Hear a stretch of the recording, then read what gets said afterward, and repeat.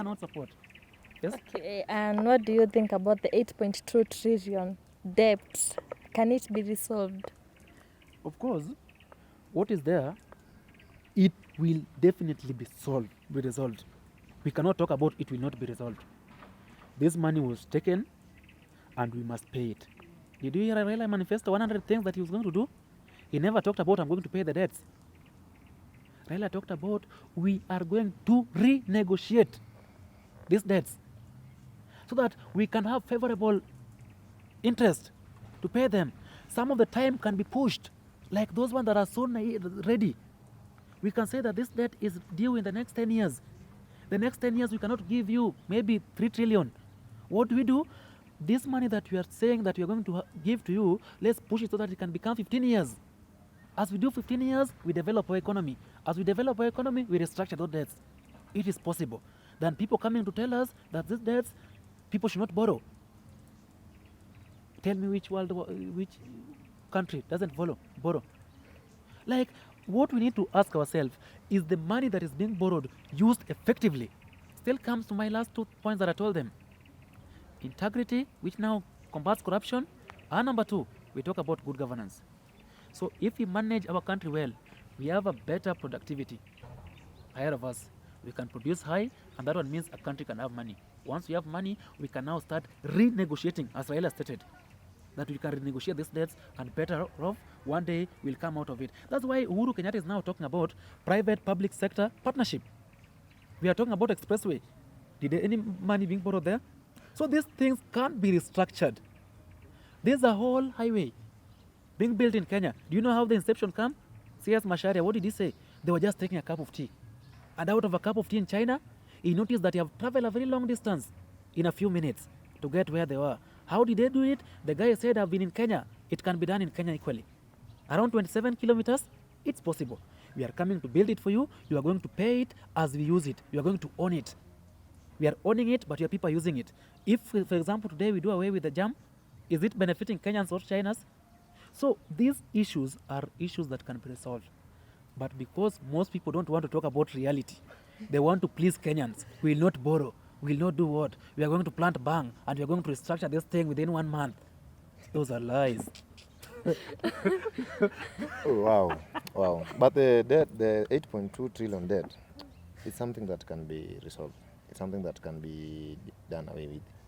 Because when a country produces or has huge value of economy, it can limit the debts. Because see, for a debt to a loan to be given, or for a country to have a debt for economical reforms, it means the country lacks enough or sufficient funds to facilitate its services. And we have revenue. We have national treasury. Every year they become with a budget, and this budget, it has allocations, and the money for this budget is gotten from taxes. So when a country produces enough, we can settle our debts as we grow our economy.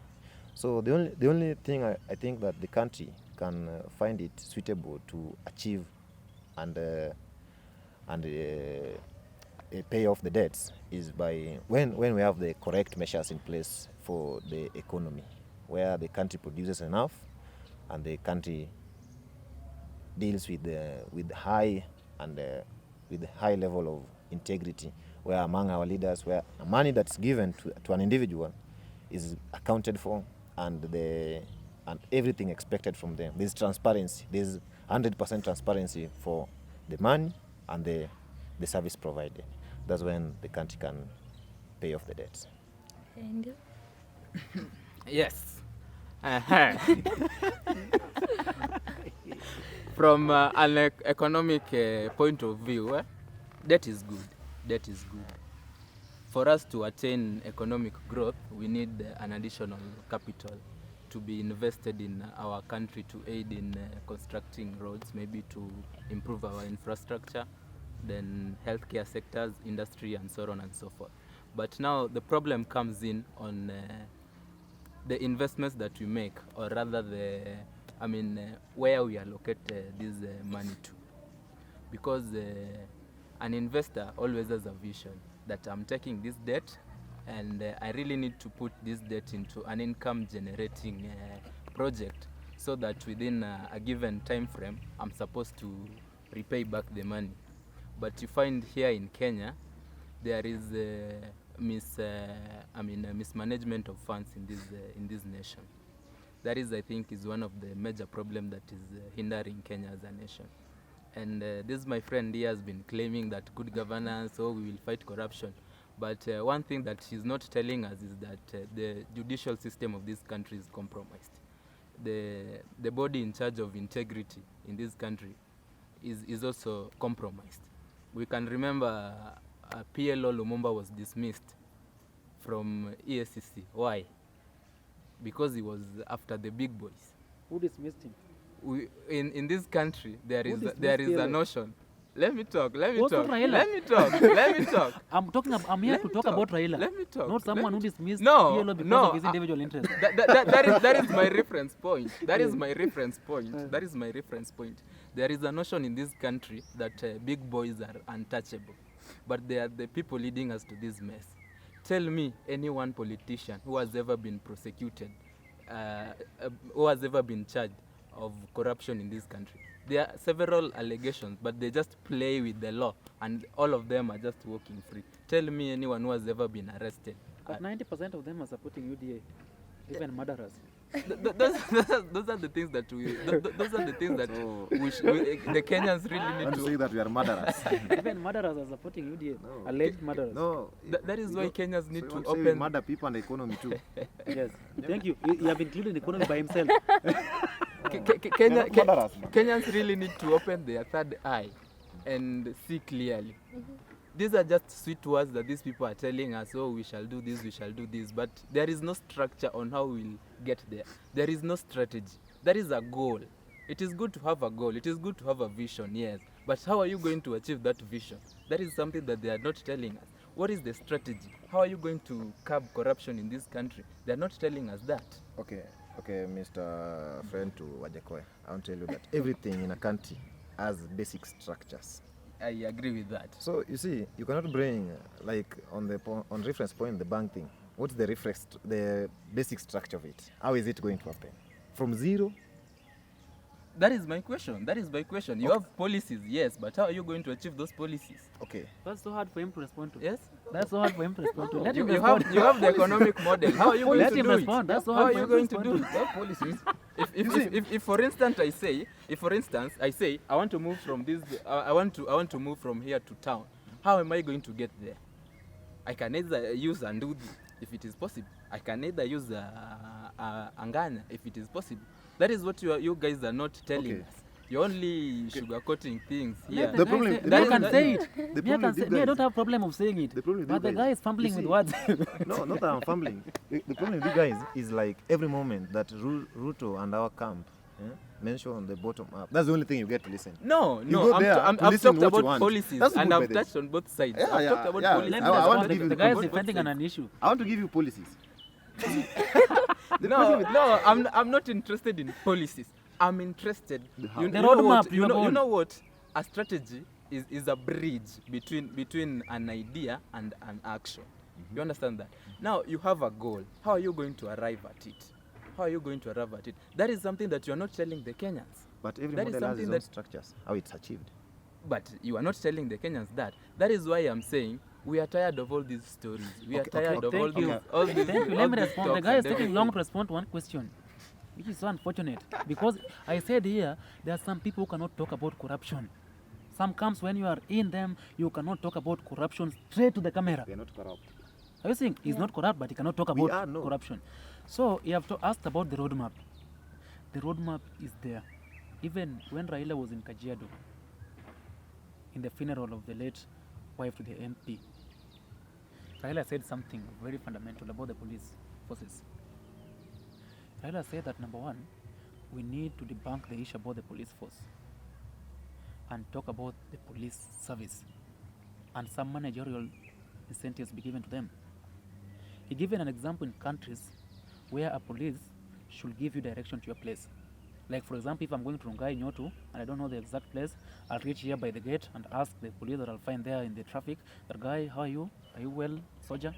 I wanted to move to Nyotu. They'll tell me that move straight, you will see Quick Mart, you will see this, you will see this. Then on the opposite, if you see the police station, move to opposite. I'm going to be there. I think. But if you do that one with the police in Kenya, according to Raila, they'll ask you, "Kuna ID? Why are you going now at night?" They'll arrest you immediately. So we have historical injustices in these systems and historical impunity. Na si tukuileta. Just listen. He failed to address corruption, but when I'm addressing corruption, he want to poke nose about my point. Just keep cool so that I talk about this issue. Because we are not corrupt, we can talk about it face head on. We can face these people head on. So when Raila is talking about these things, how long have Raila fought about IPO and everything been included, about their freedoms and everything? Do you remember people being killed in this country? When that lady died, Raila said that the car there took, I think, 3 days without being removed. Could even cause more accidents. Are you seeing? So, first of all, the punctuality of these people and the governance in people is a people calculated process. My If we friend, talk the about problem is corruption, that you talk if too we talk much. about, but we Don't talk go facts. direct to the- We talk facts. You know, when I'm direct to responding the to a point. question, I must have introduction, the body, and conclusion. But this I'm not them that are lying. Don't want to I'm not lying. Don't want to say Kenyans So are if tired you are of talking stories. about this corruption issue, even himself, I've just said, corruption, it takes two to tango. Which is true. It takes two to tango.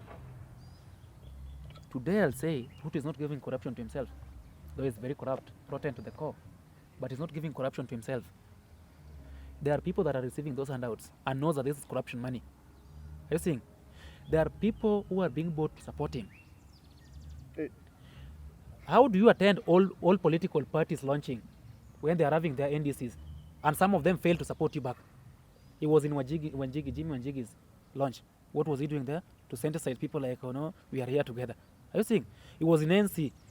UDA, the other party, I don't know, Ford Kenya, I don't know whether I've had any, because it's a village party. It's not tried to talk about Ford Kenya national platforms. They're a village party. So if you talk But about, they are supposed to give out if you, 70% if to you, UDA. those are not possible. If you talk about all those issues, you will come that the issue about corruption, the Kenyans' mindset Chana sisi. must also change. If I don't change my mindset, I'm not going to get those money.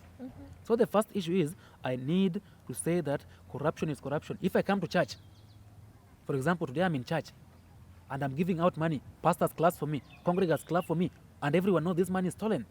People should come out and talk in their highest level voices and say no to corruption. And corruption starts here. The same way I know something to teach you, but you must pay me. You must bribe. Those are corruption. You know, we define corruption only with stealing 1 billion. But we tend to forget lying to someone and stealing some money in the school. Those leaders of these institutions and any institution in Kenya, they steal our money. Those are corruption. So we are people that are breeding corruption. Judiciary the other day talked about through Martha Koome. Very fundamental issues. Cases are taking 2 months in court, 2 years in court about corruption. Why? These people hire very qualified lawyers. 70 to, you find 10 legal senior counsels defending one person. They keep on postponing case up to your tenure completion. Your tenure completes before the case is completed. I'm stealing more while still in office. So timely management of corruption cases is a key. Those are the roadmaps when we're talking about fighting corruption. We talk about changing perception. We talk about timely management of corruption. We talk about visionary leaders, not leaders who are their incentives in their stomach. They only think, they don't see public land, open space is a place for grab. They defend corrupt individuals. Jenga bwana. Are you seeing? They are defending themselves in a national TV.